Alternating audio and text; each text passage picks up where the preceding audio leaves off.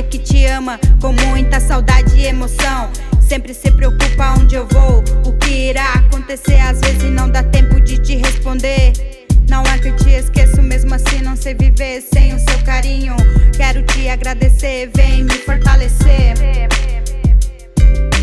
Mãe, eu só quero é te ver, pegar na sua mão, olha dentro dos teus olhos e te agradecer. Mamãe, e te agradecer. Mamãe. Filhos do Brasil, preste muita atenção. Ame sua mãe e tenha gratidão. Cuide da sua mãe com muito amor e carinho, pois quando ela partir você se sentirá sozinho. Assim como eu, sei que um dia nos encontraremos em um abraço sem drama, com muita magia.